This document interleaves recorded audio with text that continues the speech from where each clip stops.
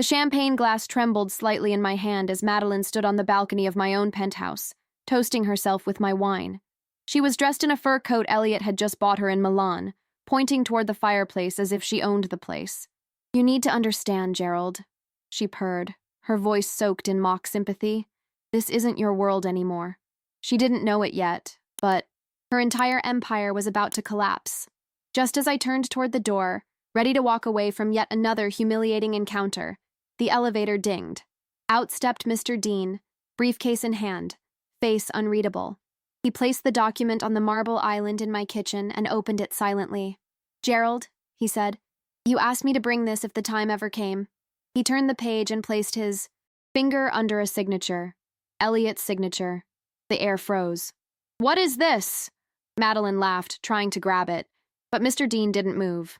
"This," he said firmly, "is the legal agreement your husband signed 3 years ago, placing full legal control of all his assets, including this penthouse, into Gerald Vaughn's name, should anything happen to his mental competence."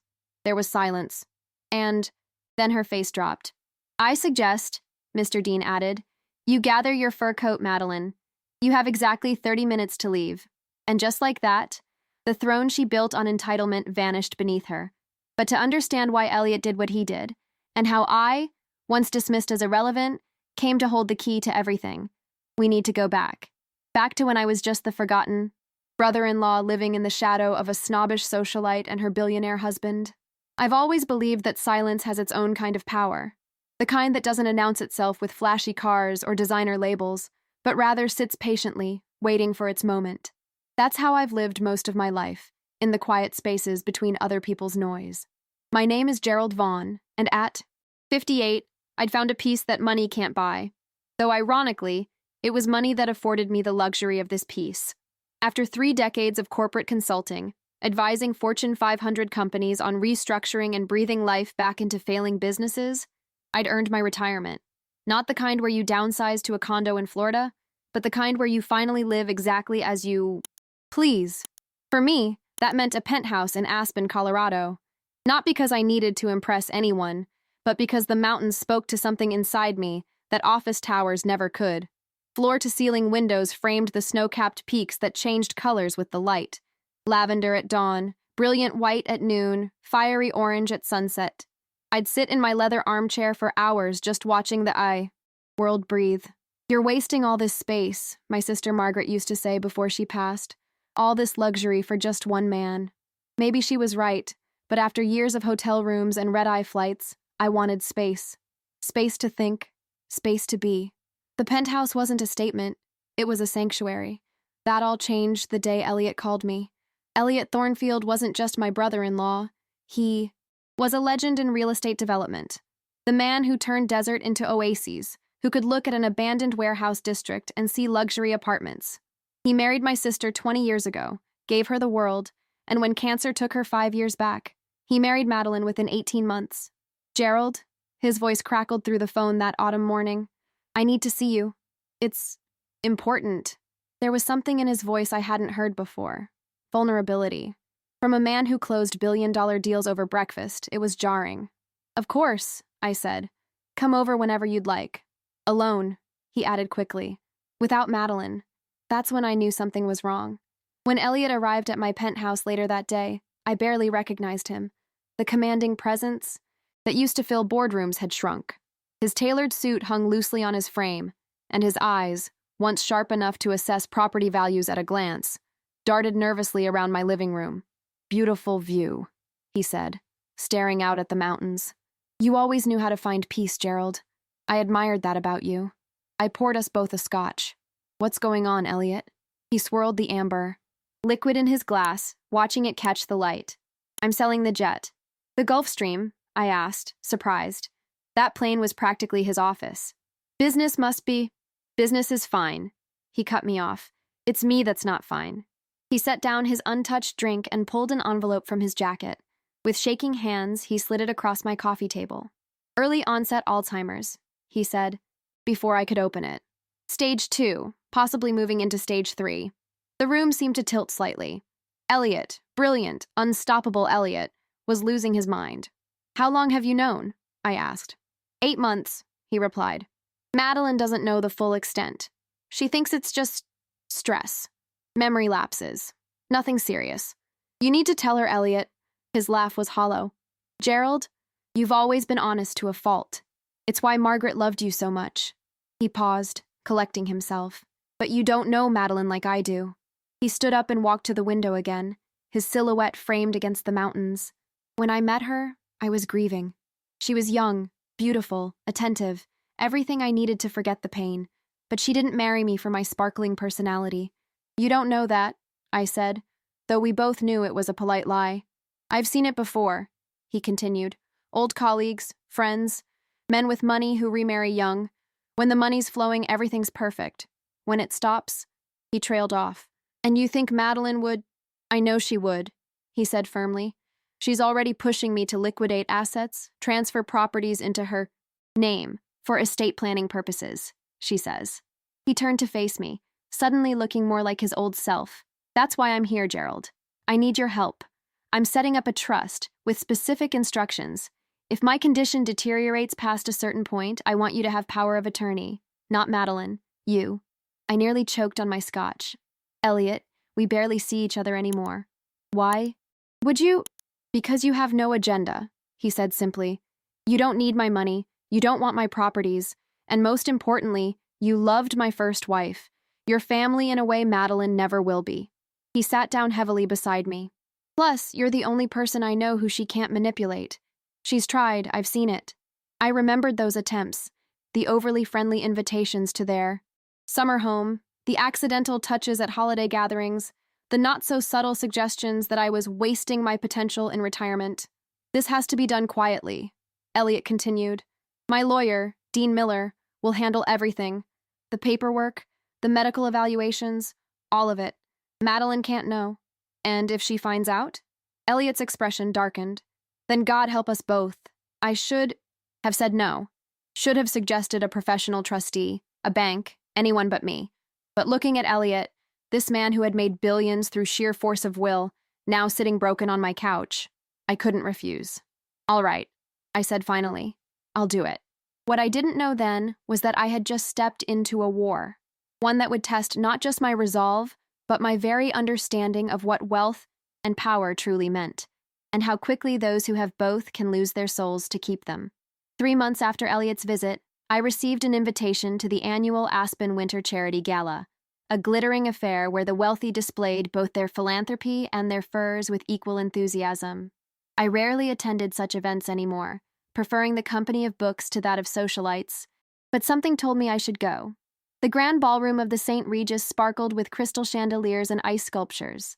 Women draped in diamonds navigated the room like chess pieces, calculating their next social move. Men in tuxedos clustered in corners, discussing stock portfolios and vacation properties as if they were discussing the weather. I was nursing a glass of champagne near the dessert table when I spotted them, Elliot and Madeline, making their entrance. Or rather, Madeline making her entrance, with Elliot trailing slightly behind like an accessory to her sequined gown. At 35, Madeline Thornfield was what magazines called stunning, all sleek blonde hair and calculated curves. But it was her eyes that always caught my attention, cold blue, constantly assessing, like a predator scanning for weakness. She spotted me almost immediately, her red lips curving into a smile that never reached those eyes. "Gerald!" she exclaimed, air-kissing both my cheeks. "What a rare sighting!" The hermit emerges from his cave. Elliot shook my hand, his grip noticeably weaker than the last time we'd met. "Good to see you, Gerald." "You too, Elliot. How's the Tahoe development? Coming along?" A flicker of confusion crossed his face. "Tahoe?" "The lakefront project," I prompted gently. "You mentioned it when we last spoke." "Oh, right," he said, but his eyes remained blank. Madeline smoothly intervened. "Elliot's been so busy lately, haven't you, darling? We actually sold that project last month, just too much on our plate." I knew for a fact that the Tahoe development was Elliot's passion project, lakefront luxury homes that were going to be his legacy. He would never have sold it voluntarily. "Interesting," I said, maintaining eye contact with Madeline. It seemed important to Elliot. "Things change," she replied coolly. "Speaking of change, we've been making quite a few lately." Simplifying. "Elliot even sold his jet, can you believe it? Said he was tired of the maintenance. Elliot's expression remained vacant, like he wasn't even part of the conversation about his own life decisions.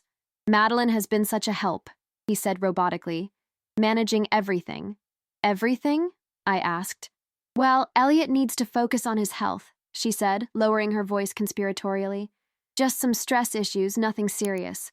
But the doctor suggested fewer responsibilities. The way she emphasized fewer responsibilities sent a chill down my spine. It was happening exactly as Elliot had feared. How thoughtful of you, I said, unable to keep the edge from my voice. Her eyes narrowed slightly. Family takes care of family, Gerald. Something you might remember, being so isolated up in that big penthouse all alone. Before I could respond, she glanced over my shoulder and lit up. Oh, there's Senator Williams. We simply must say hello. Excuse us, Gerald. As they walked away, I noticed Elliot glance back at me with something like desperation in his eyes. Or perhaps it was just the light. I was about to leave when I felt a tap on my shoulder. Turning, I found myself face to face with a young man who looked strikingly like Elliot in his younger days. Mr. Vaughn? I'm Brandon Thornfield, Elliot's son from his first marriage. I shook his hand warmly. Of course, Brandon. Though the last time I saw you, you were heading off to college. 10 years ago, he nodded, smiling. Dad speaks highly of you.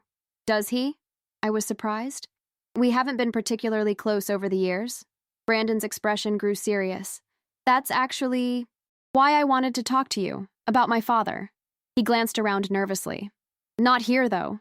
Could we meet somewhere more private? Tomorrow, maybe? Something in his tone mirrored the urgency I'd heard in Elliot's voice months ago. Of course, I said. My place noon? He nodded gratefully. Thank you.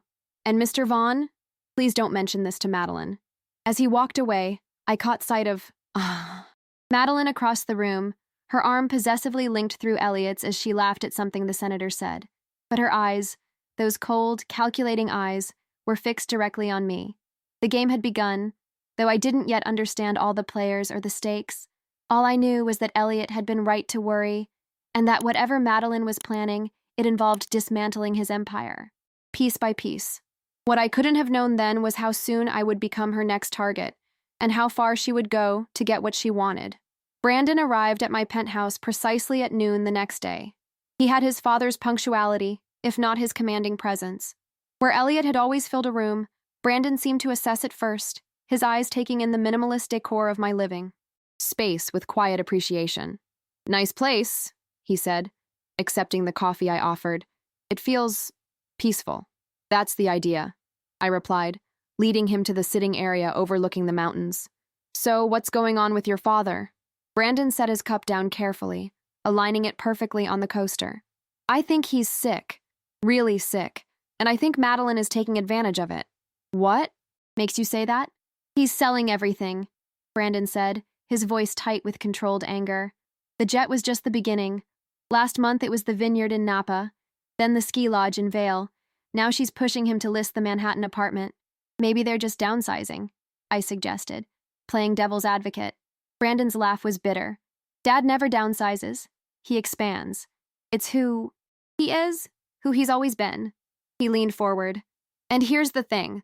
All proceeds are going into accounts only Madeline can access. New accounts opened 6 months ago. This confirmed my worst fears, but I needed to be careful. Have you spoken to your father about this? I've tried, but every time I visit, she's there, hovering. And Dad, his voice broke slightly. He's not the same. He repeats himself, forgets conversations we had the day before. Sometimes he looks at me like he's trying to place my face. My heart sank. Elliot's condition was progressing faster than anticipated. Last week, Brandon continued, I overheard Madeline on the phone with someone. I think it was her sister. She said, and I quote, once the transfers are complete, it doesn't matter what happens to him. What kind of person says that about their husband? The kind who marries for money, not love, I thought grimly. There's more, Brandon said, his voice dropping. She's been asking about your place. My penthouse? I was genuinely surprised. Apparently, she visited a friend in your building last month and saw your view. She's obsessed. Keeps telling Dad how underutilized it is, how it would be perfect for their needs. What needs? I asked, incredulous. She's convinced Dad they should move to Aspen full-time for his health. Says the mountain air would be good for him. Brandon's eyes met mine. But I think she just wants another trophy. Your trophy. I thought of Madeline's calculating gaze at the gala, how it had lingered on me a beat too long. It hadn't been about me at all. It had been about my property. Mr. Vaughn, Brandon continued earnestly, my dad trusts you. He always has, even if you two weren't close. Before he married Madeline, he told me if anything ever happened to him, I should come to you. The weight of Elliot's trust settled heavily on my shoulders. I debated whether to tell Brandon about the power of attorney arrangement, but decided against it. The fewer people who knew, the safer Elliot would be until we could legally protect him. I appreciate you coming to me, I said. But what exactly do you think I can do? I don't know, Brandon admitted. But something's coming. I can feel it. And whatever it is, it won't be good for my father. As if on cue, my phone buzzed with a text message. From Elliot's number, but the phrasing was all wrong. Gerald, darling, Elliot and I simply must have you for dinner tomorrow. Our place, 7 p.m. No excuses this time. M. Brandon saw my expression change. What is it? I showed him the message. Seems I've been summoned. She never uses his phone, Brandon said, frowning. Never. Well, I said, setting down the phone. Looks like I have dinner plans. After Brandon left, I called Mr. Dean, the attorney Elliot had mentioned. His secretary put me through immediately. Mr. Vaughn. Dean's voice was clipped, professional. I've been expecting your call. You have? Mr. Thornfield indicated you might reach out eventually. May I ask what prompted this? I explained everything. Brandon's visit, the selling of assets, Madeline's apparent interest in my penthouse. There was a long pause before Dean spoke again. This is proceeding more quickly than we anticipated. The documentation is in place, but activation requires medical confirmation of Mr. Thornfield's diminished capacity. And how do we get that without Madeline knowing? Leave that to me, Dean said. In the meantime, I suggest you accept that dinner invitation. Keep your eyes open, but be careful. Mrs. Thornfield is perceptive. That's one word for her, I muttered. Mr. Vaughn, Dean's voice took on an edge of warning. Don't underestimate her. Men with far more experience than you have lost everything doing exactly that. After we hung up, I stood at my window, watching the afternoon light paint the mountains in hues of gold and amber. The beauty of it usually brought me peace, but today all I could think about was Elliot, brilliant, powerful Elliot, being systematically stripped of his dignity and his legacy by a woman who had promised to love him. And now, apparently, she had set her sights on my sanctuary. The next evening, I arrived at the Thornfields' Aspen estate precisely at 7. Unlike my understated penthouse, their mountain home was a showcase of wealth, 10,000 square feet of imported marble, custom woodwork, and museum-quality art.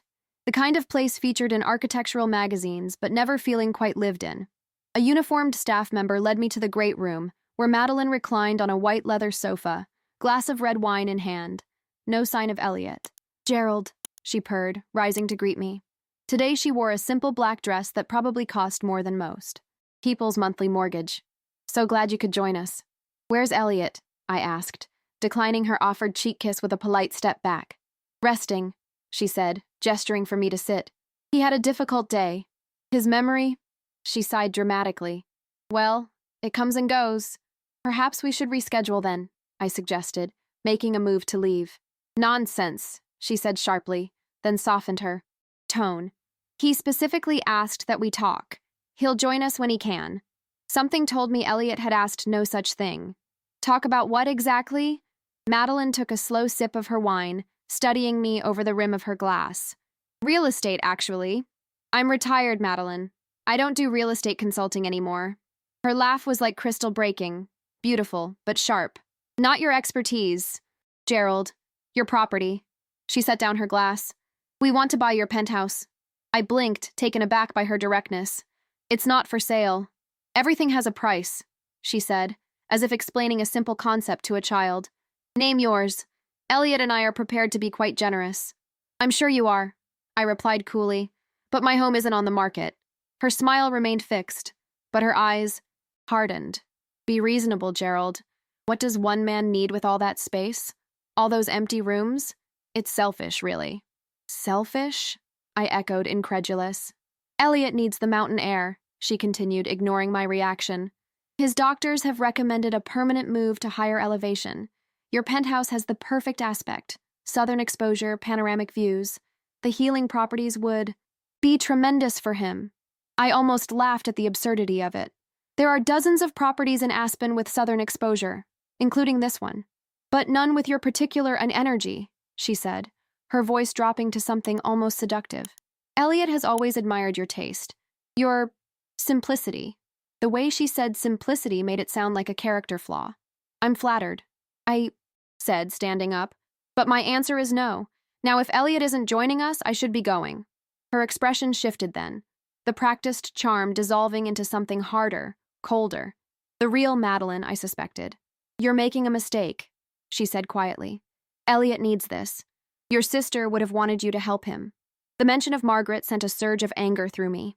Don't pretend to know what my sister would have wanted. Gerald? Elliot's voice came from the doorway, startling us both. He stood there in silk pajamas, looking disoriented and much older than his 62 years. His eyes found mine, a flash of recognition crossing his face. You came? He said, smiling weakly. Of course, I replied, moving toward him. How are you feeling? Before he could answer, Madeline was at his side, her arms slipping protectively, or perhaps possessively, around his waist. Darling, you should be resting, she cooed. I told Gerald about our interest in his penthouse. He's being rather stubborn about it. Elliot looked confused. Penthouse? Yes, remember? We discussed moving to a place with better views for your health, did we? Elliot looked genuinely perplexed, his gaze shifting between us. It was painful to watch. This proud, brilliant man reduced to confusion, dependent on the very person who was exploiting him. I should go, I said quietly. Elliot, take care of yourself. As I moved toward the door, Elliot suddenly gripped my arm with surprising strength. Wait, he whispered, his eyes suddenly clear. Don't trust— Elliot! Madeline cut him off. Your medication. You're not making sense again. The moment of clarity vanished from his eyes as quickly as it had appeared. He released my arm, looking lost once more. Sorry, he mumbled. I forgot what I was saying. As I left, I heard Madeline's voice, soothing, yet somehow threatening. It's all right, darling. Gerald was just leaving. He doesn't want to help us, but that's fine. We'll figure something out. We always do. Driving home through the snow-covered streets of Aspen, I knew one thing with absolute certainty. Whatever Madeline wanted, she intended to get, with or without my cooperation. And something told me she wasn't above using any means necessary. 1 week after the uncomfortable dinner at the Thornfields, I returned home from a morning hike to find a white Range Rover, parked in my assigned space. I immediately recognized the vanity plate, Medelt, a portmanteau of Madeline and Elliot that she'd had customized after their wedding. My doorman Carlos looked uncomfortable as I approached the front desk. Mr. Vaughn, I tried to call you, but— Let me guess, I interrupted gently. Mrs. Thornfield insisted it was an emergency? He nodded apologetically. She said Mr. Thornfield had authorized her to view the penthouse for interior design consultation, something about a surprise renovation they're planning for you. Did she now? It wasn't a question. She had a key, sir. Carlos looked genuinely distressed. Said you'd given it to her. I hadn't, of course, but Madeline's resourcefulness shouldn't have surprised me. Not your fault, Carlos, I assured him. But in the future, no one enters my home without direct confirmation from me. Understood? Yes, sir. Absolutely. The elevator ride to the top floor felt interminable. I wasn't just angry, I was violated.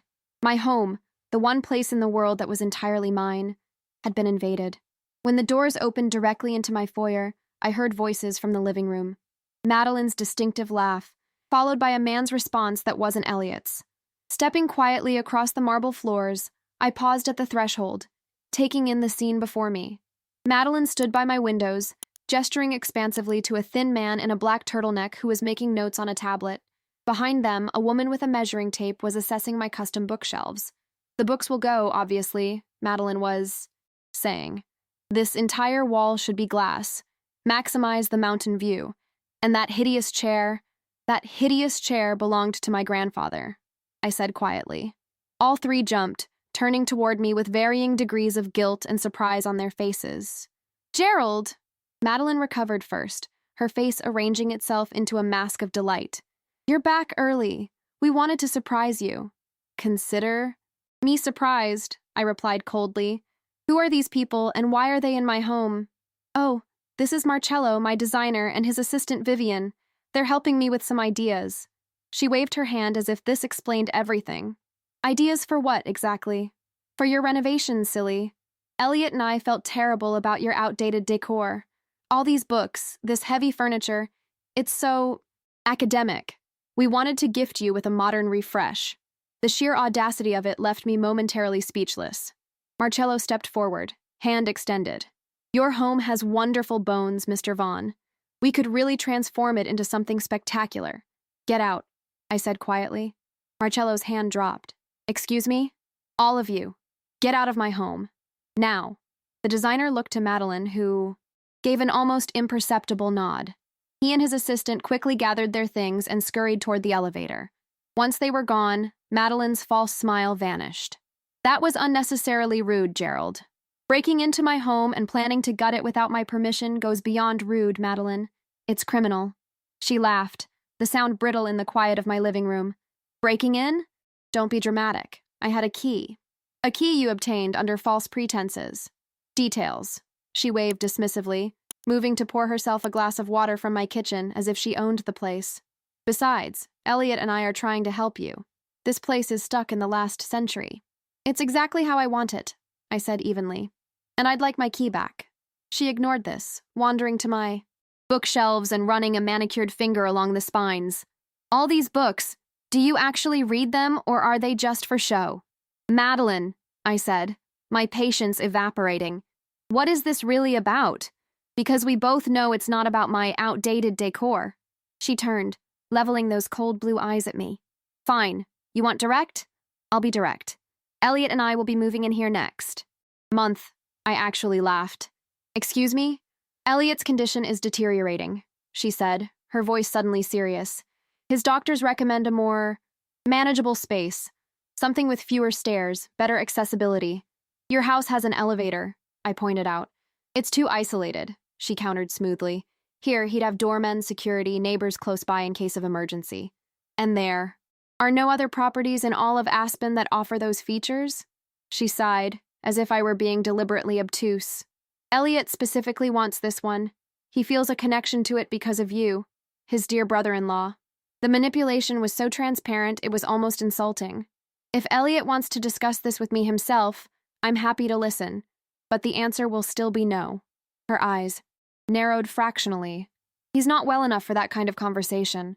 "Then he's not well enough to be making major real estate decisions," I countered. "I'm his wife," she said, her voice hardening. "I make decisions for him now." And there it was, the admission I'd been waiting for. Not we make decisions. I make decisions. "I think it's time for you to leave," I said quietly. She studied me for a long moment, then set down her water glass with deliberate care. "You know, Gerald, I've always admired your principles. So old-fashioned, so rigid." She moved closer, her perfume, something expensive and overpowering, filling the space between us. "But principles don't keep you warm at night. And they certainly don't protect you when powerful people turn against you." "Is that a threat?" Her laugh was light, musical. "Of course not. Just an observation." She collected her purse from the counter. "Elliot and I will be hosting a small gathering here next Friday evening. Nothing fancy. Just 20 or 30 close friends. I've already sent the invitations." "You've... what?" I was momentarily stunned by her brazenness. "I thought it would be a lovely way to introduce everyone. To our new home," she continued, moving toward the elevator. "Do wear something nice, won't you? Your usual professor look won't quite fit the occasion." Before I could respond, she was in the elevator, the doors closing on her triumphant smile. I stood motionless in my living room, trying to process what had just happened. It wasn't just about the penthouse anymore. This was a power play, a public one. By announcing a party at my home without my permission, she was sending a clear message. She could take what she wanted, when she wanted it, and there was nothing I could do about it. Unless... I pulled out my phone and dialed Mr. Dean. "It's Gerald Vaughn," I said when he answered. "How quickly can you get that medical evaluation for Elliot?" "It's already in process," he replied. "But these things take time if we want them to hold up legally." We may not have time, I said grimly, explaining what had just transpired. There was a long silence on the other end. This changes things, Dean finally said. She's accelerating her timeline, making bold moves. Bold is one word for it, I muttered. Stay calm, Mr. Vaughn. Document everything. If she returns, record your conversations if legal in your state. Don't sign anything. Don't agree to anything. And most importantly, don't let her move in, I finished. Exactly. I could hear him shuffling papers. I'll see what I can do to expedite matters. In the meantime, change your locks. Today. After hanging up, I walked to my grandfather's chair, the one Madeline had called hideous, and sat down heavily. The leather creaked comfortingly beneath me, worn smooth by decades of use. From this spot, I could see the mountains, their peaks solid and unchanging against the blue sky. My sanctuary had been invaded, but I would not surrender it without a fight. Not to Madeline, not to anyone. Some things in life were worth protecting, even at great cost. What I didn't realize then was just how high that cost would be, and that the battle for my home was merely the opening salvo in a war that would change all our lives forever. The next few days passed in a strange kind of tension. I had my locks changed immediately, installed a security camera at my private elevator entrance, and instructed the building staff that absolutely no one was to be admitted to my home without my explicit approval, regardless of what story they might tell. Brandon called twice to check in, each time more concerned about his father's deteriorating condition. According to him, Elliot was now regularly forgetting names of close associates and seemed confused about which properties he still owned. Worse, Madeline had begun excluding Brandon from family meetings and financial discussions, claiming his presence agitated his father. On Thursday afternoon, I received a text from an unknown number. Medical evaluation complete. Need to meet. Urgent. Dean. We arranged to meet at a small coffee shop on the outskirts of town, far from the usual Aspen social circuits where we might be spotted together.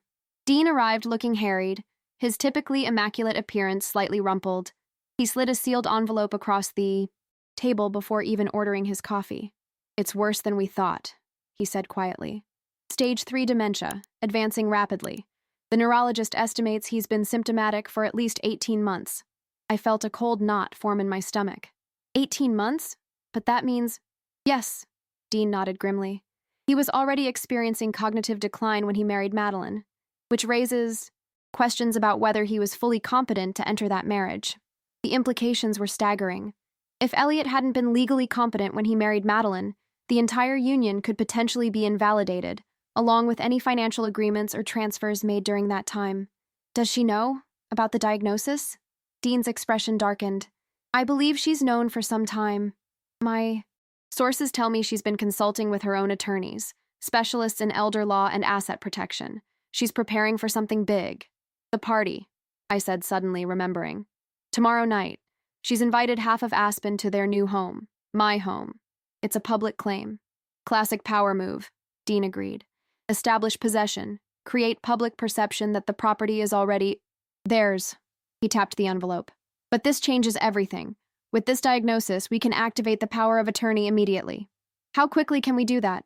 It's not instantaneous. There are filings, notifications. He checked his watch. Best case scenario, we could have it fully activated by Monday morning. The party is tomorrow night, I reminded him. He considered this. You have 2 options.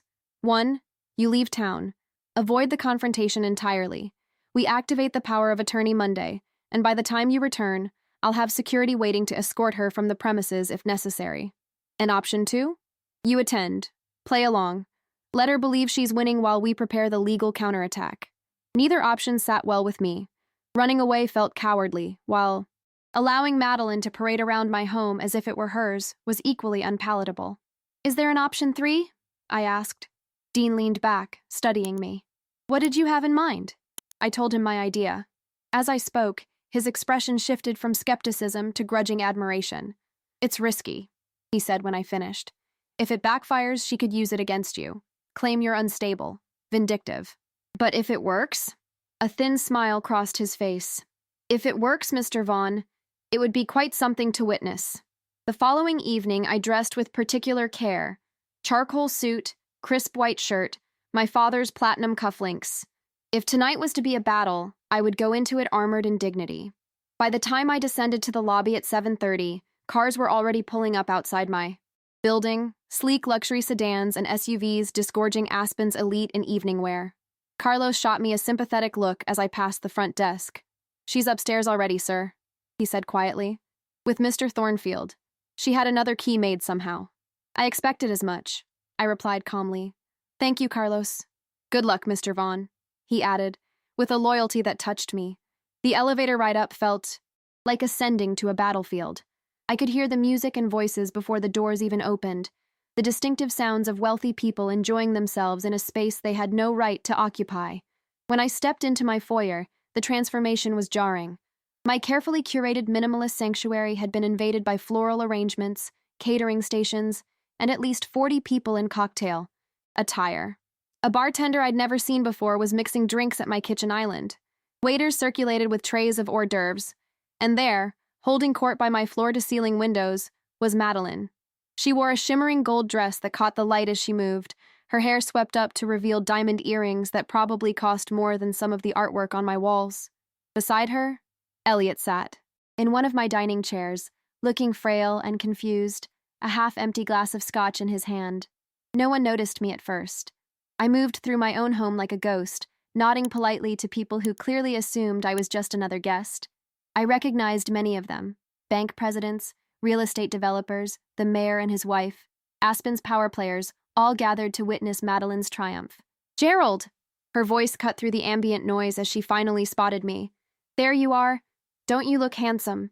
She glided toward me, champagne flute in hand, her smile dazzling but her eyes calculating. "Lovely party," I said mildly. "I don't recall being consulted on the guest list."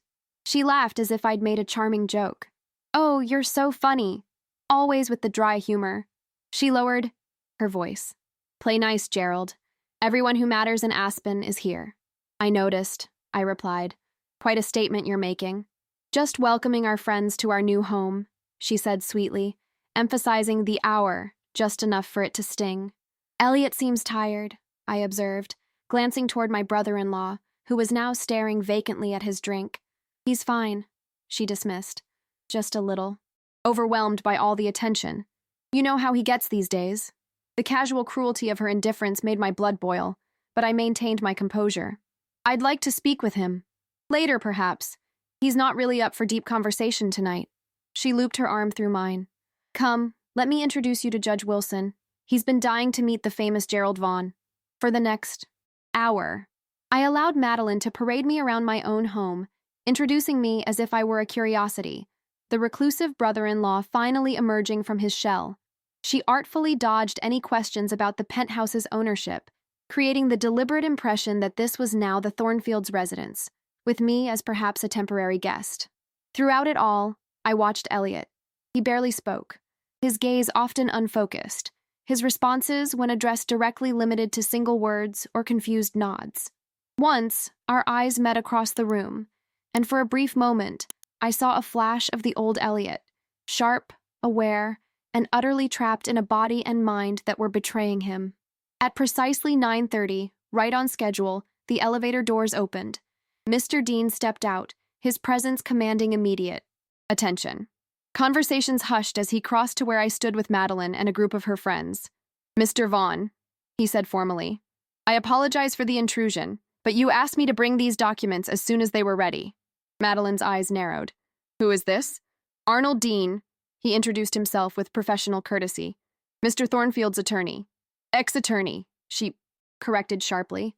"Elliot uses Blanchard and Associates now. For some matters, perhaps," Dean acknowledged smoothly, "but for others, he still relies on my services." He placed his briefcase on my coffee table and opened it, removing a folder. "What's going on, Gerald?" Madeline's voice had lost its musical quality, taking on a harder edge.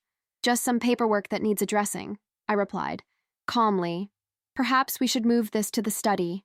"Anything involving my husband can be discussed in front of me," she insisted, loud enough that nearby conversations stopped entirely. People began to watch with undisguised interest, the evening suddenly providing unexpected entertainment. "As you wish," Dean said, opening the folder. "Mr. Vaughn, these are the executed power of attorney. Documents we discussed, officially activated as of 5 p.m. today. The court expedited the process given the urgent circumstances. Madeline's face went completely still. What power of attorney?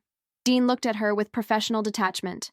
The durable power of attorney Mr. Thornfield granted to Mr. Vaughn 3 years ago, specifically to be activated in the event of his mental incapacity. The silence in the room was absolute now. Everyone was watching, champagne flutes frozen midway to lips, conversations abandoned. That's ridiculous, Madeline said, her voice rising slightly. Elliot never signed such a document, and he's perfectly fine. A little forgetful, that's all. Stage 3 dementia is rather more than a little forgetful, Mrs. Thornfield, Dean replied, removing another document from his folder.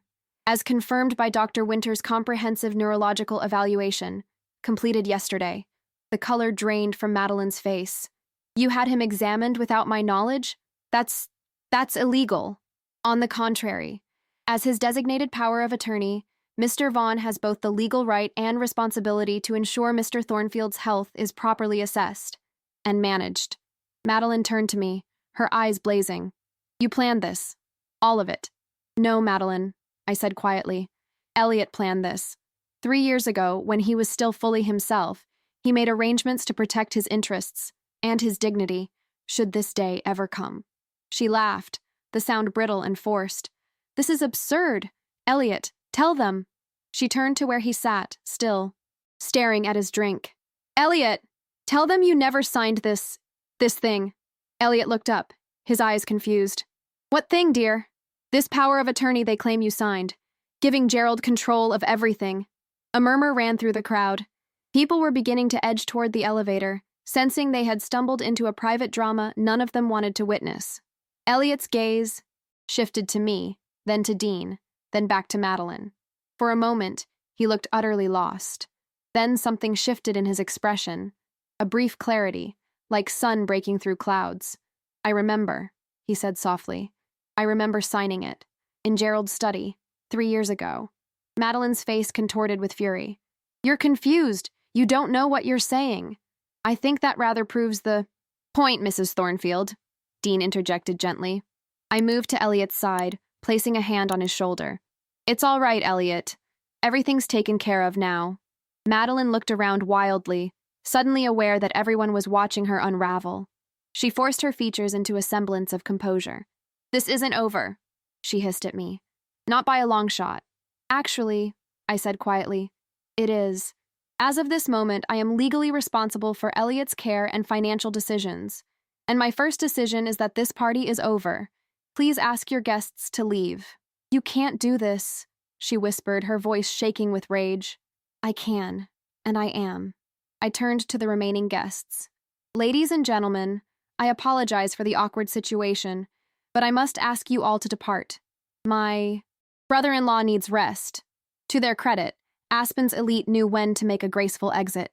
Within minutes, the penthouse had emptied, leaving only Madeline, Elliot, Dean, and myself. What happens now? Madeline demanded, her voice tight with controlled fury. Now, I said, we begin to undo the damage. The days following what became known in certain Aspen circles as the penthouse incident were a blur of legal meetings, financial audits, and medical consultations. With the power of attorney officially activated, I had full access to Elliot's finances, and what I discovered was worse than I'd imagined. In the 18 months since Elliot's symptoms had begun manifesting, Madeline had orchestrated the transfer of over $30 million from their joint accounts to private ones in her name. Only. The jet had been sold at below market value to a shell company that, upon investigation, led back to Madeline's brother. The Tahoe development, Elliot's dream project, had been quietly shelved, with the lakefront properties sold to various investors connected to Madeline's previous social circle in New York. It's methodical, Dean observed as we reviewed the findings in my study. She knew exactly what she was doing. How much is left? I asked grimly. Of his liquid assets? Maybe 40%. The real estate holdings are largely intact, though several have been remortgaged. I rubbed my temples, feeling the weight of responsibility. And legally? Can we recover what she's taken? Some of it, certainly. The transfers made after his diagnosis can be challenged as executed under diminished capacity. The earlier ones are more complicated. Dean shuffled through his notes. The good news is, his core assets, The company itself, the family trusts, those are secure. She couldn't touch those without board approval. And Elliot himself? Where does he stand in all this? Dean's expression softened slightly. Legally, he's now classified as a protected person. His medical decisions fall to you, as do his financial affairs. The court will require quarterly reports on both. And Madeline? Ah. Dean closed his folder. That's where things get interesting. As his wife, she has certain rights. She can petition the court to overturn your power of attorney, though given the medical evidence, that's unlikely to succeed. Can she be removed from the equation entirely? You mean divorce? Dean raised an eyebrow. Possible, but complex given his condition. You could file on his behalf, but it would be a lengthy battle. I stood and walked to the window, looking out at the mountains. I'm not trying to punish her, Dean. I just want to protect Elliot, and what's left of his legacy. I understand. And there may be another approach. He hesitated. The timing of their marriage, if we can prove he was already experiencing symptoms, we could potentially have it annulled, I finished. It's an aggressive strategy, Dean cautioned, and Madeline will fight it with everything she has. Because without the marriage, she has no claim to his estate. Precisely. I turned back to face him. Let's keep that option in reserve for now. First priority is stabilizing his medical care and securing what assets remain. Dean nodded, gathering his papers. And Madeline herself? She's still living in the main house, according to my sources. For now, let her stay, I decided. I want to see what she does next. I didn't have to wait long to find out. The following morning, Brandon called in a panic. She's emptying the house, he said without preamble. Artwork, antiques, everything that isn't nailed down. There are moving trucks outside right now. I grabbed my keys. I'm on my way. Call security. Tell them not to let anything leave the property. Already did, Brandon replied. But she's screaming about her personal property and threatening lawsuits if anyone stops her. 20 minutes later, I pulled up to the imposing gates of Elliot's estate. Sure enough, 2 large moving trucks were parked in the circular driveway, with uniformed workers carrying wrapped paintings and crated sculptures. The estate's security guard stood by uncertainly, clearly conflicted about intervening. Brandon met me at the front door, his face tight with stress. She's in the main gallery. It's not good. I could hear Madeline before I saw her. Her voice raised in that particular tone of entitlement that only the very rich seem to perfect. Careful with that. It's worth more than you'll make in a decade. No, not there. It needs to be properly crated. She stood in the center of what had once been a museum-quality display of contemporary art, now a chaos of bubble wrap and packing materials. Workers moved around her like planets orbiting an angry sun, heads down, avoiding eye contact. She spotted me and froze momentarily, before her face twisted into a smirk. Well, if it isn't the puppet master himself. Come to inventory your stolen kingdom? Madeline, I acknowledged calmly. Going somewhere? Just collecting my personal items, she said with exaggerated innocence. Surely you don't begrudge me my own possessions? I glanced around at the priceless artwork being packed. I wasn't aware Elliot had gifted you the entire Thornfield collection.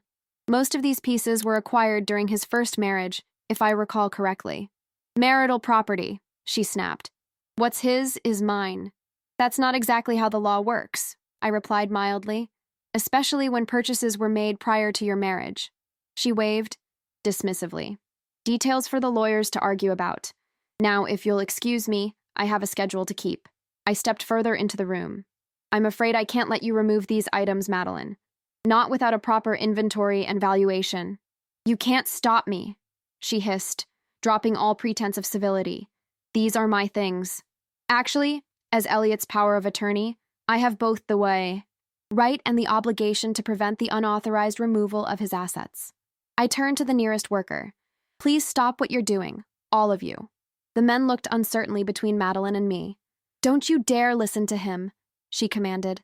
I'm Mrs. Thornfield. This is my home. Perhaps this will clarify matters, I said, removing the power of attorney documents from my jacket pocket and holding them out.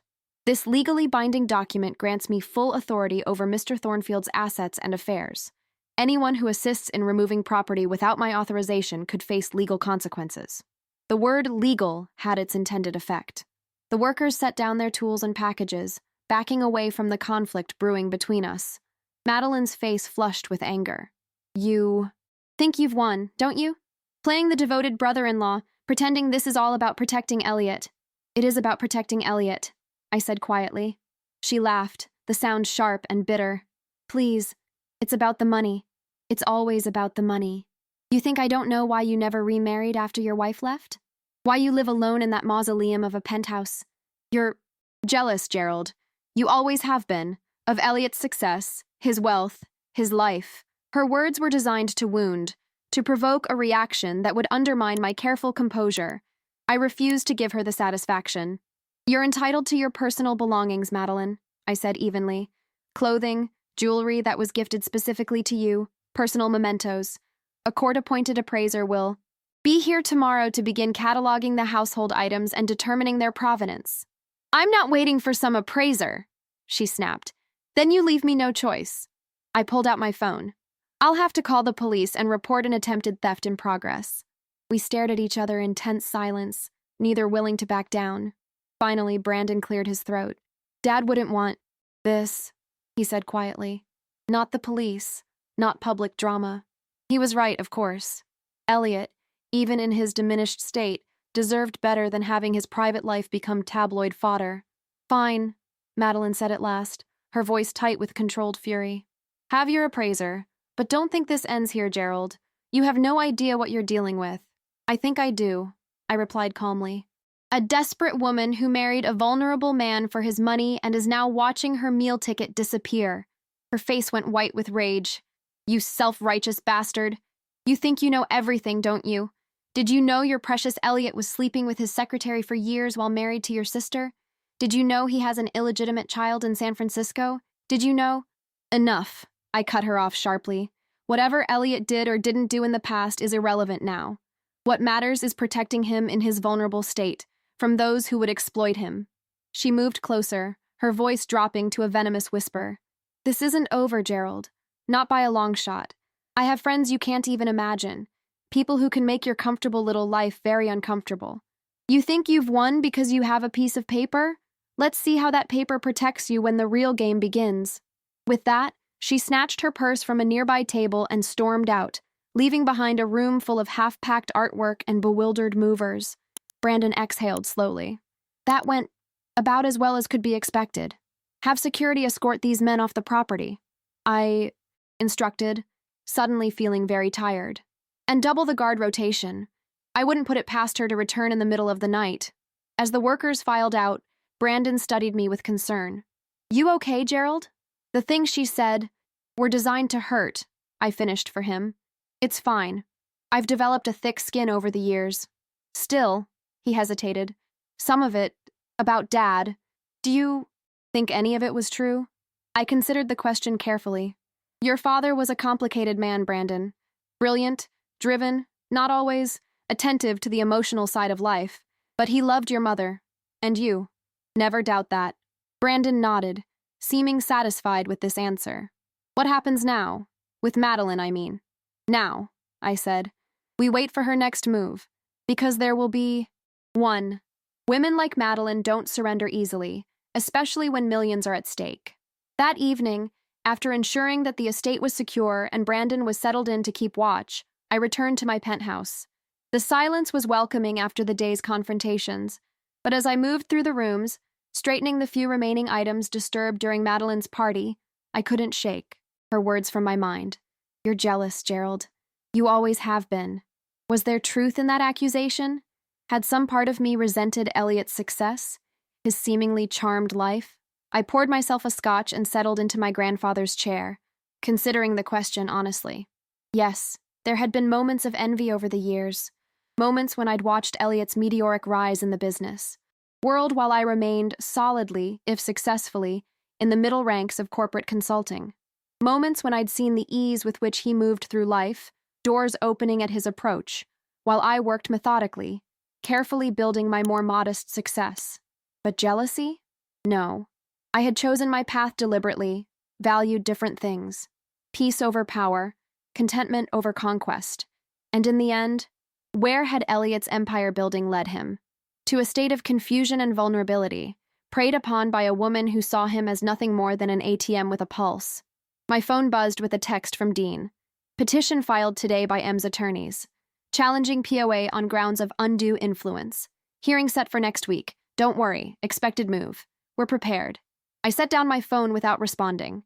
The battle lines were drawn. Madeline would use every weapon in her considerable arsenal to maintain her grip on Elliot's fortune, and I would have to be equally determined to protect him and his legacy from her predatory grasp. What I couldn't have known then was that Madeline had resources and connections far beyond what any of us had imagined, and that the next phase of her attack would target not just Elliot's assets, but my own reputation and freedom. The real war was just beginning. The legal battle that ensued over the next 2 weeks was as vicious as it was predictable. Madeline's attorneys, a team of sharply dressed professionals from one of Denver's most aggressive firms, filed motion after motion, each designed to delay, obstruct, or overturn my power of attorney. Their primary argument hinged on what they called my suspicious timing and opportunistic intervention in Elliot's affairs. They painted me as a jealous relative who had manipulated a vulnerable man into signing documents he didn't understand, all to gain control of his vast fortune. It's standard procedure, Dean assured me as we reviewed their latest filing. They're throwing everything at the wall to see what sticks. The medical evidence is solidly on our side. But Madeline had more weapons in her arsenal than just legal challenges. 3 days after our confrontation at the estate, the whisper campaign began. It started subtly, sideways glances at the grocery store, conversations that halted when I approached in the coffee shop, a slight chill from people who had previously been warmly cordial. Then came the concerned phone calls from mutual acquaintances. I heard Elliot is in some kind of facility, against his will, one asked. Someone mentioned you've taken control of all his accounts, said another. Even his personal spending money. Is that true? The rumors grew progressively more malicious. According to Aspen's gossip mill, I had coerced Elliot into signing over his fortune. While he was heavily medicated, I had fabricated his diagnosis to seize control of his companies. I was systematically looting his accounts while he was locked away in a secret medical facility. I maintained my dignity throughout, refusing to engage with the rumors or counter Madeline's narrative in public. The truth would emerge eventually. It always did. Or so I thought, until Brandon called me, in a panic one Tuesday morning. Gerald? Have you seen today's post? I hadn't. Living a deliberately analog life, I rarely followed daily news cycles. There's a story, he continued, his voice tight with stress, about Dad, about you, about everything. It's bad. 30 minutes later, I was staring at the headline splashed across the business section of the Denver Post. Real estate mogul held. Captive by brother-in-law in elder abuse scandal. The article, penned by a reporter I'd never heard of, quoted sources close to the family, describing how I had manipulated medical professionals, isolated Elliot from his loving wife, and systematically seized control of his assets, all while he pleaded for help. Mr. Thornfield has been effectively imprisoned by his brother-in-law, one unnamed source claimed. He's being kept from his wife and friends while his fortune is being siphoned away. The most damning element was a purported statement from Elliot himself. I never signed any power of attorney. Gerald has taken everything from me. I just want to go home to my wife. I set the paper down, my hands surprisingly steady despite the rage and disbelief coursing through me. This is fabricated, I told Brandon, who sat across from me, his young face creased with worry. Your father hasn't been cognitively capable of giving a statement like this in months. I know that, Brandon said, but the public doesn't, and it gets worse. He pulled out his phone, opening his email. Madeline's attorneys sent this to every board member of Thornfield Developments this morning. It was a formal letter questioning my fitness to handle Elliot's affairs, citing the newspaper article and raising grave concerns about possible financial improprieties under my management. It stopped just short of alleging outright theft, but the implication was clear. They're trying to turn the board against you, Brandon said unnecessarily. Yes, I agreed. And from a strategic perspective, it's a smart move. If the board loses confidence, they could vote to freeze corporate assets until this is resolved. What do we do? I considered our options carefully. We could issue a public rebuttal, release Elliot's medical records to prove his condition, countersue for defamation. But each of these responses would drag Elliot's dignity through the mud, exposing his vulnerability to public scrutiny and debate. We stay the course, I decided finally. We don't engage with these tactics. The court hearing is in 3 days. We present our evidence there, in the proper forum. And in the meantime, Brandon asked. People are believing this garbage. Let them, I said, with more calmness than I felt. The truth doesn't require belief to remain true. The following morning, I received a text from an unknown number. Coffee, the Little Bean, 10 a.m., come alone. M. Madeline. The audacity was breathtaking. Against Dean's explicit advice, I decided to meet her. Whatever game she was playing, I needed to understand it, and her, better. The Little Bean was a cozy cafe tucked away from Aspen's main tourist areas, the kind of place locals frequented to avoid the crowds. When I arrived, Madeline was already seated in a corner booth, looking immaculate in a cashmere sweater and pearls. No sign of the venomous fury she'd displayed at our last meeting. Gerald, she greeted me with a smile that didn't reach her eyes. Thank you for coming. What do you want, Madeline? I asked, remaining standing. Please sit. This won't take long. I slid into the booth opposite her, declining the waitress's offer of coffee. I read the article, I said before she could speak. Creative fiction has never been my genre, but I recognize quality work when I see it. She laughed lightly. You always did have a dry sense of humor, one of your few redeeming qualities. I'm not here for flattery or insults. State your purpose. She leaned forward, her voice dropping. I'm here to offer you a way out before things get truly unpleasant. More unpleasant than false accusations of elder abuse in a major newspaper? Oh, Gerald, she sighed. That was just the opening salvo. Do you really want to see what comes next? The criminal investigations? The social ostracism? The endless public legal battles that will drain not just Elliot's fortune, but your own modest wealth? I maintained a neutral expression. Is there a point to this theatrical preview? Here's my offer, she said, sliding a folded document across the table. Resign as power of attorney.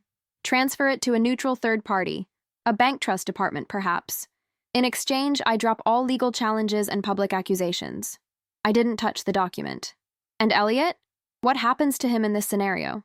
He receives the best care money can buy, of course. I'm not a monster, Gerald. I want what's best for my husband. Your husband's money, you mean? Her smile tightened. Think carefully before you refuse.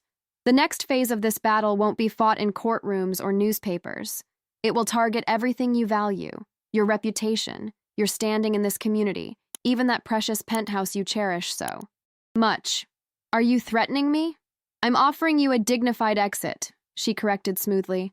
One last chance to walk away with your pride intact. I stood up, leaving the document untouched on the table. Keep your offer, Madeline, and your threats. I'll see you in court. Her expression hardened. You're making a terrible mistake. No, I said quietly. The mistake was Elliot's, when he married you. But even the most brilliant men can be blinded by beauty and youth. As I walked away, I heard her call after me. You'll regret this, Gerald. I promise you that. She kept her promise with impressive speed.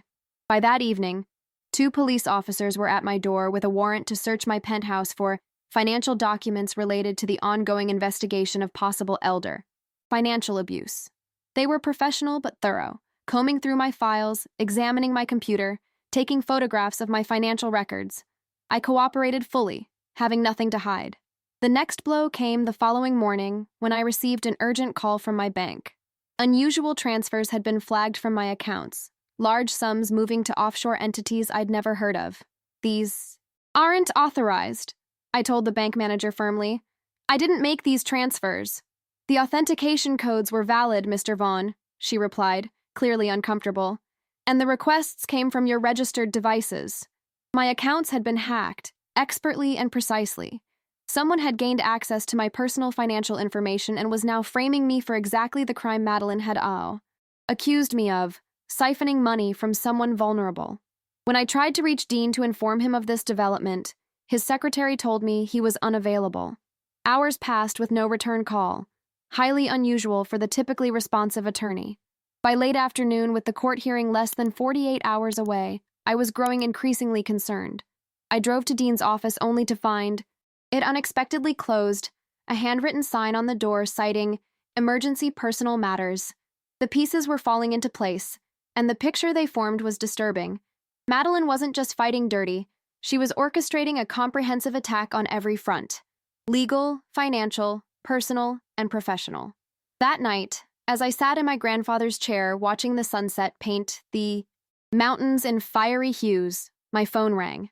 Unknown number. Mr. Vaughn. The voice was vaguely familiar. Yes? This is Carlos, sir, from your building. I'm not supposed to be calling you, but... He hesitated. You've always been good to me, and this doesn't feel right. My grip on the phone tightened. What's happening, Carlos? There are people here, sir, with papers. They're saying the penthouse ownership is in dispute, that there's a court order allowing Mrs. Thornfield to take possession tomorrow morning. The final piece of Madeline's plan clicked into place. She was making good on her threat to take everything I valued, including my home. What kind of papers, Carlos? Did you see them? Some kind of emergency injunction. They showed it to the building manager. He seemed convinced it was legitimate. I thanked Carlos for his loyalty and hung up, my mind racing. Without Dean, without access to my financial accounts, and with the police already viewing me with suspicion, my options were limited. For the first time since this ordeal began, I felt a flicker of doubt. Madeline's resources seemed endless, her influence pervasive. She had managed to isolate me, undermine my credibility, and position herself to deliver the final blow, all in a matter of days. But as I watched the last rays of sunlight disappear behind the mountains, I remembered something my father used to say. The night is always darkest just before dawn. Madeline believed she had orchestrated the perfect takedown. What she didn't realize was that I had been preparing for this possibility since the day Elliot had entrusted me with his protection. I picked up my phone and dialed a number I had memorized but never used.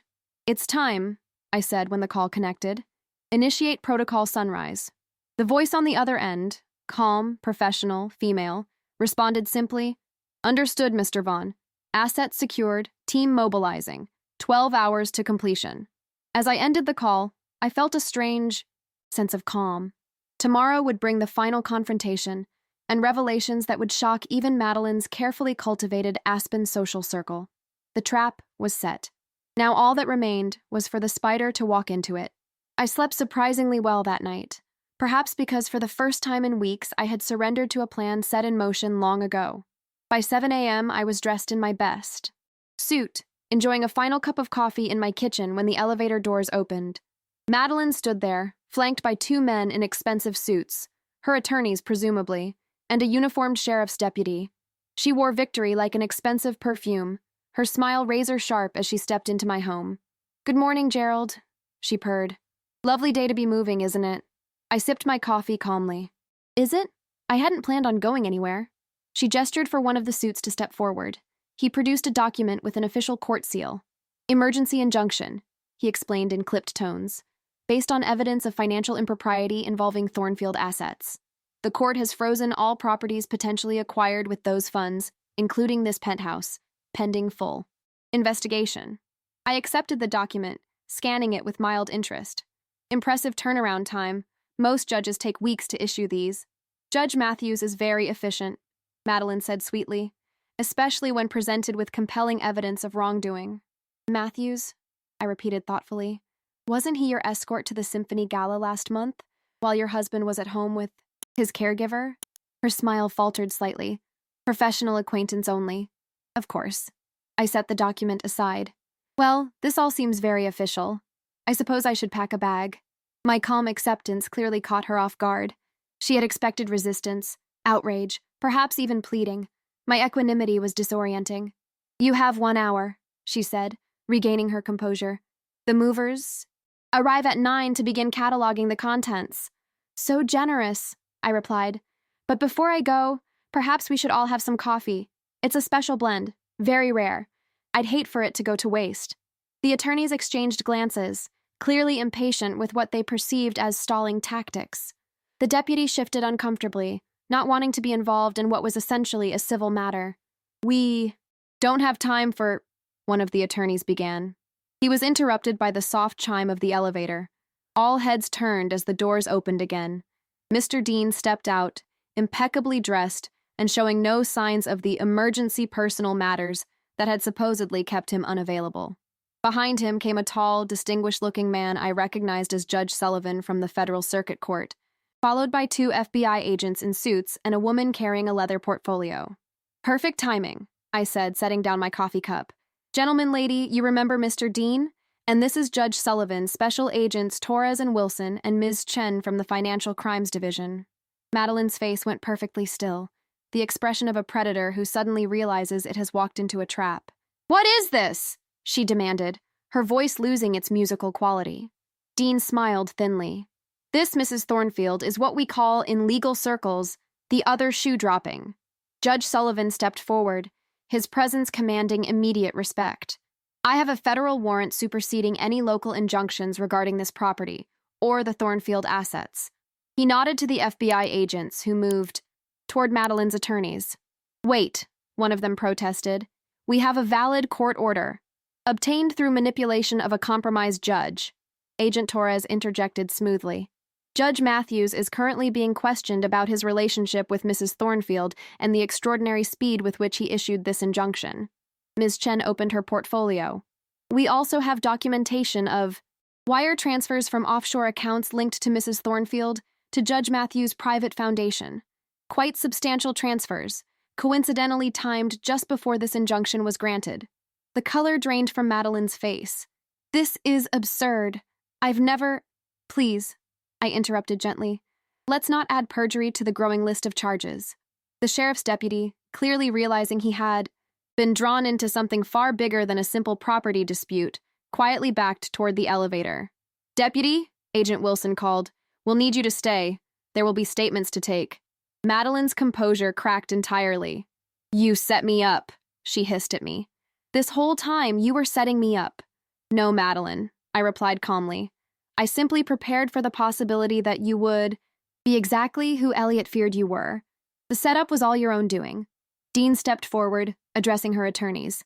"Gentlemen, your client is implicated in multiple federal crimes: wire fraud, money laundering, bank fraud, and attempted theft of protected assets. I suggest you consider your next moves very carefully." One of the attorneys was already edging toward the door. "I think we need to confer with our client privately." "By all means," Dean agreed, "though I should mention that any attempt to destroy evidence or transfer additional funds at this point will only compound the charges." As Madeline huddled with her increasingly uncomfortable legal team, I moved to the kitchen, where Judge Sullivan accepted my offer of coffee. "Thank you for coming," I said quietly. "I know this is highly unusual." "Mr. Dean made a compelling case," he replied, his voice equally low. "And the evidence Ms. Chen uncovered was concerning enough to warrant direct intervention." "Protocol Sunrise," I explained, "was Elliot's idea. He knew Madeline would fight dirty if her position was threatened. So we created a shadow investigation, monitoring her financial movements, documenting suspicious patterns, building a case in secret." "Clever man, your brother-in-law," Sullivan observed, "even in his diminished state. The plan was his. The execution was Mr. Dean's team. I was just the bait." Sullivan's eyes crinkled slightly. "Rather dangerous bait, I'd say. She nearly had you." Before I could respond, the elevator chimed again. This time, Brandon stepped out, accompanied by someone who made my heart skip a beat. Elliot. Not the confused, diminished Elliot of recent months, but something closer to the man I remembered. He was thin, pale, and clearly frail, but his eyes, those sharp, assessing eyes that had built an empire, were clearer than I'd seen them in a long time. "Gerald," he said, his voice wavering slightly. "Dean said it was time." I moved to his side, supporting his elbow as he made his way to a chair. "How are you feeling?" "Lucid," he replied with a ghost of his old smile. "For now. The new medication helps. Not a cure, but windows of clarity." Madeline had frozen at the sight of her husband, her expression an unsettling mixture of calculation and fear. "Elliot," she began, her voice instantly transforming into the solicitous tone she reserved for public displays of wifely concern. "What are you doing here? You should be resting." Elliot regarded her silently for a long moment. "I remember," he said finally. "Not everything, but enough." "Remember what, darling?" she asked, moving toward him. "The night you thought I was sleeping," he continued, his voice strengthening. "You were on the phone, talking about putting me in a facility, about how once I was declared incompetent, you'd have everything." She paled visibly. "You were dreaming. Your condition?" "My condition," he interrupted with sudden firmness, "doesn't make me a fool, Madeline. Just forgetful sometimes." Agent Torres stepped forward. Mr. Thornfield, we have questions about certain financial transactions made from your accounts over the past year. I didn't authorize them, Elliot said simply. Any of them. We know, Torres nodded. That's why Mrs. Thornfield is being placed under investigation for financial elder abuse, among other charges. Madeline's composure shattered completely. This is insane! I'm his wife! Everything I did was for us, for our future. Our future? Elliot echoed, his voice tinged with sadness. There was never an hour. With you, Madeline. Only what you could take from me. As the FBI agents began formally explaining the situation to Madeline and her increasingly distressed attorneys, Brandon moved to my side. You okay? He asked quietly. Better than okay, I replied, watching as the elaborate scheme Madeline had constructed collapsed around her. How's your father really doing? Good days and bad, Brandon admitted. Today's a good one. The doctors say the new treatment protocol is promising. Not a cure, but it might slow the progression, give him more lucid periods. That's something, I said. Time enough to set things right. The next few hours passed in a blur of formal statements, documentation reviews, and legal procedures. Madeline was not arrested. The investigation would take time to complete. But she left my penthouse a very different woman than the one who had arrived. Shaken, furious, and for the first time, afraid. Her parting words, hissed as she entered the elevator under the watchful eyes of Agent Torres, haunted me slightly. This isn't justice, Gerald. This is revenge. You're no better than I am. Perhaps there was a grain of truth in that. Perhaps some small part of me had enjoyed watching her downfall. But revenge had never been my motivation. Protection had. As evening fell, only Elliot, Brandon, Dean, and I remained in the penthouse. Elliot sat in my grandfather's chair, gazing out at the mountains with a peaceful expression I hadn't seen on his face in years. Thank you, he said simply, not turning from the view. For everything. You'd have done the same for me, I replied. He smiled faintly. No, I wouldn't have. That's the difference between us, Gerald. Always has been. He turned to look at me directly. I built things. You protect them. What happens now? Brandon asked, looking between us. Dean cleared his throat. Legally, we've established a solid defense against any claims Mrs. Thornfield might make. The power of attorney stands. The financial investigation will likely result in criminal charges against her. And the marriage? I asked quietly. Given the circumstances, Dean replied, annulment proceedings would have a high probability of success. Diminished capacity at the time of the ceremony, fraud regarding intentions. No, Elliot said firmly. We all looked at him in surprise. No annulment, no divorce, not yet. Dad, Brandon began gently, after everything she's done. Let her keep the title, Elliot said, his voice stronger than it had been all day. Let her be Mrs. Thornfield, while she stands trial for defrauding Mr. Thornfield. A ghost of his old, shrewd smile crossed his face. Poetic, don't you think? I couldn't help but laugh. Even now, facing the dismantling of his mental faculties, Elliot's strategic mind found the perfect solution, one that served justice without seeking vengeance. Always the chess player, I said admiringly. Speaking of strategy, Dean interjected, we should discuss next steps for Thornfield developments. The board is meeting tomorrow to address the recent disruptions. Gerald will handle it, Elliot said with surprising firmness. He has my proxy, my trust. Are you sure? I asked. This is your life's work, Elliot. He looked at me with unexpected clarity. And who better to protect it than the man who protected me when I couldn't protect myself? Later that night, after Dean had departed and Brandon had taken Elliot back to the estate, now secured with new staff and enhanced security, I stood alone on my balcony, watching the stars emerge above the mountains. The battle was largely won, though the war would continue in courtrooms and boardrooms for months to come. Madeline would fight with everything she had, but her weapons had been largely neutralized, her credibility destroyed, her influence curtailed. More importantly, Elliot was safe, his dignity preserved, his legacy protected, his remaining time guaranteed to be peaceful and comfortable. Brandon would step into a larger role at the company, guided by the team of advisors we would assemble. The Thornfield empire would continue, perhaps not with the same dynamic growth of Elliot's heyday, but with stability and integrity. As for me, I would return to my quiet life once the dust settled. My books, my mountains, my peace. But changed somehow. reconnected to the world in ways I hadn't been in years. The sound of my phone interrupted my thoughts. A text from Brandon. Dad settled in. Before his meds kicked in, he said to tell you, the strongest man I know never needed to prove his strength. Think that was meant for you. I smiled, tucking the phone away as I took a final look at the star-filled sky. In the end, this had never been about wealth or property or even power. It had been about something far simpler, yet infinitely more valuable.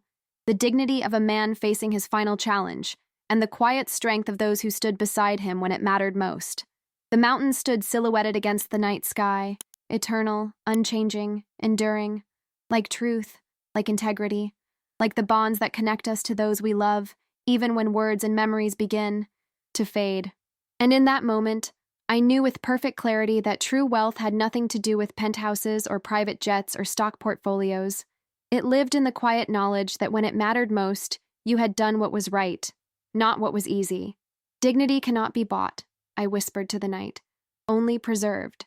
And those who mistake silence for weakness often forget that real power lives in principle, not property.